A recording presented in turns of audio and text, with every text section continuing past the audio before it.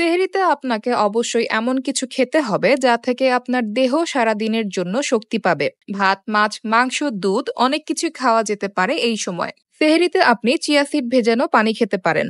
Chia seed খাওয়ার ফলে বেশ খানিকটা সময় আপনার ক্ষুধা পাবে না ঠিকই, কিন্তু সূর্যাস্ত পর্যন্ত দেহের যে শক্তি প্রয়োজন তা গ্রহণ না করায় আপনি সহজেই দুর্বল হয়ে পড়তে পারেন।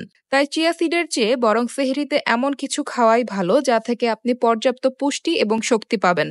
ইফতারের দারুণ এক উপকরণ হতে পারে চিয়া সিড। ভিজিয়ে রাখা চিয়া সিড সালাদ কিংবা টক দইয়ের সঙ্গে যোগ করেও খেতে পারেন। ইফতারে খাবার বা পানীয়ে চিয়া সিড খেলে প্রচলিত ভাজাপোড়া খাবার খাওয়ার পরিমাণ অনেকটাই কমিয়ে আনতে পারবেন। এতে হজমজনিত সমস্যা থেকে বাঁচা সহজ হবে, রক্তের কোলেস্টেরল থাকবে নিয়ন্ত্রণে। রমজান মাসে পর্যাপ্ত পানি এবং শাকসবজি না খাওয়ায় কোষ্ঠকাঠিন্যে ভুগতে পারেন কেউ কেউ। সেই ক্ষেত্রে আধা ঘন্টা ভিজিয়ে রাখা চিয়া সিডে উপকার মিলতে পারে। অর্থাৎ এই একটি কারণে সেহরির সময় কারো কারো চিয়া সিড ভেজানো পানি খাওয়ার প্রয়োজন হতে পারে। তবে অবশ্যই খেয়াল রাখুন পানীয়ের জন্য যাতে সেহরিতে পুষ্টির পরিমাণ কমে না যায়।